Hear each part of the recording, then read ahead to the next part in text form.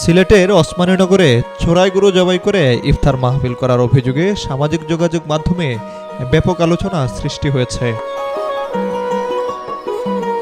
উপজেলার পশ্চিম পৈলনপুর ইউনিয়নের গলমুকাপন গ্রামে যুক্তরাজ্য প্রবাসী ও যুক্তরাজ্য বিএনপি নেতা এম আহমদ ওরফে মধু মিয়া দেশে এসে সিলেট ২ আসনের বিএনপি প্রার্থী তাহসিনা রুশদী লুনার নির্বাচনী প্রচারণায় অংশ নেন।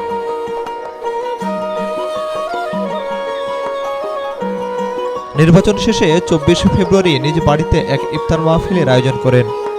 মাহফিলে সহস্রাধিক মানুষ অংশ নেন, যার মধ্যে গরু চুরি যাওয়া মালিকও উপস্থিত ছিলেন। স্থানীয় সূত্রে জানা যায়, প্রবাস থেকে এম আহমদ বাড়ির তত্ত্বাবধায়কের কাছে ইফতার মাহফিলের জন্য একটি গরু কেনার টাকা পাঠিয়েছিলেন। তবে তত্ত্বাবধায়ক সেই টাকা যথাযথ ব্যবহার না করে ইফতারের আগের দিন পাশের মাঠ থেকে একটি গরু এনে জবাই করেন।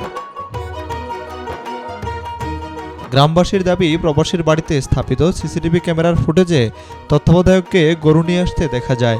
বিষয়টি জানাজানি হলে গ্রামের সালিশ বৈঠকে তত্ত্বাবধায়ক সাইদ গরু চুরির দায় স্বীকার করেন। বিষয়টি জানার পরপরই গরু মালিককে ডেকে এনে ন্যায্য মূল্য পরিশোধ করেন এম আহমদ ওরফে মধু মিয়া এবং অভিযুক্ত তত্ত্বাবধায়ককে চাকরি থেকে অব্যাহতি দেয়া হয়। Desk report, B news 24।